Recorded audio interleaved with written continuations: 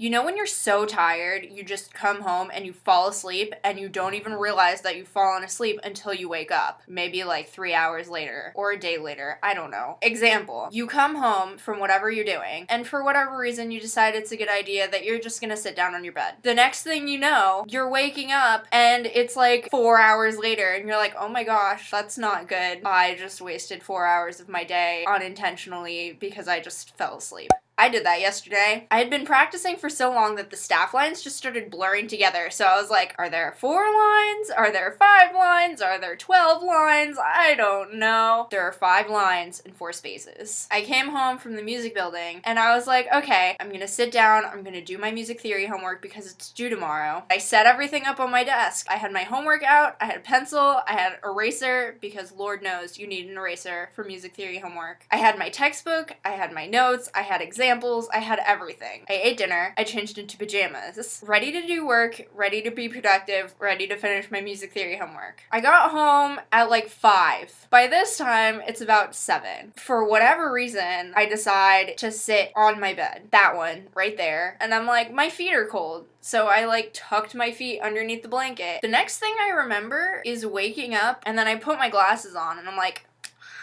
what time is it? And then I look at the clock. It's 10:30 p.m. A good 3.5 hours after I sat down in my bed.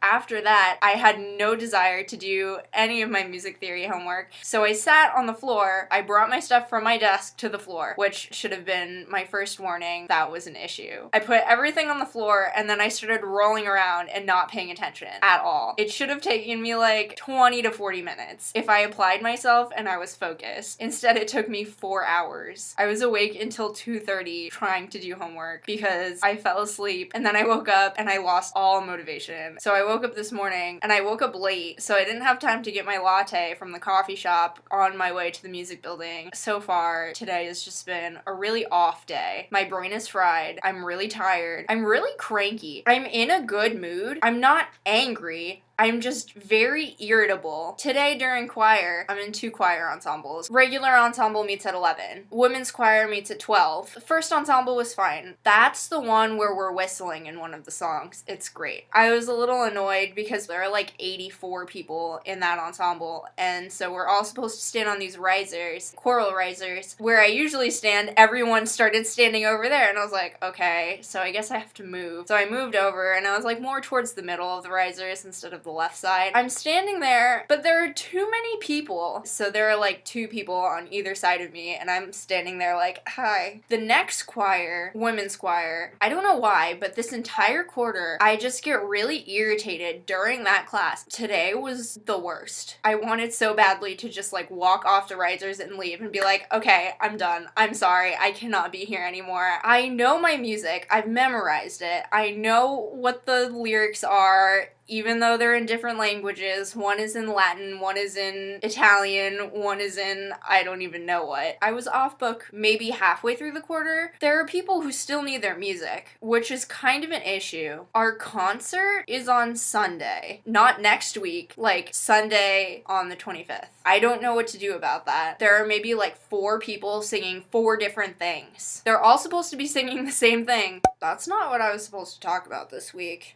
I've recently had a realization that I do this thing with my eyes where I'm looking at the camera, I'm looking at the screen, and then when I think or when I stop for a moment, I'll like look in another direction. And it's really funny. It annoys me when I'm editing. I realize that my eyes are like going all over the place and I'm like, Zacarra, just keep your eyes forward. It doesn't work like that. I'm gonna try really hard to fix it, but it's probably not gonna work. I physically can't help it. It's just the way my brain is wired. I can't focus on one thing at the same time. I have to like look around the room. I don't know why. So I'm gonna annoy myself with it while I edit my own videos. You're gonna have to deal with it if you want to watch these videos. We're all gonna have to deal with it. Every time I use public transportation, something goes wrong. When I was younger, I used to take the bus with my mom sometimes. I don't know why. She had a car. She could always drive. She worked downtown, so she got like a parking pass to park in the parking lot of the building where she worked. And we would leave our house, we would go walk to the bus stop, take the bus, go downtown, exit the bus stop, get out, go to her work. This was when I was maybe 4 to 7 years old. I never needed to use public transportation until I was a junior in high school. My dad works at the high school that I went to, so I would just carpool with him in the morning to school and then home from school. On the way home, he would drop me off where I needed to be if I was doing something after school, and then someone else would drive me home, or magically I would just appear at home later that day. But my junior year of high school, I decided I was going to join the soccer team, my school soccer team. To get to practices on the weekend, it was hectic, so I would have to take the bus. I would take a 2.5-hour bus ride to get from my house to my high school, and then a 3.5-hour bus ride to get from my high school back to my house. So after I started taking the bus for that and didn't say anything about all the issues that I was having with public transportation, my dad was like, oh yeah, you could take the bus to your piano lesson sometimes. And I was like, okay. On a side note, I get really bad bloody noses. I've had them since I was a kid. Like, my nose will start bleeding and then 40 minutes later it'll still be bleeding. Not just like Stranger Things when Eleven has like the little drippy thing. Not like that. Like, it's squirting blood out of my face. It's a genetic thing. I don't know. With that in mind, maybe 75% of the time that I've ever been on a metro bus, like public transportation bus, I've gotten a bloody nose. There were a couple times the bus driver literally stopped the bus, like pulled over to the side of the road, stopped the bus, had to like physically help me because my blood was getting all over. Another time, I was in Reno, Nevada with my jazz band for a jazz festival. We got out of the airport in Tahoe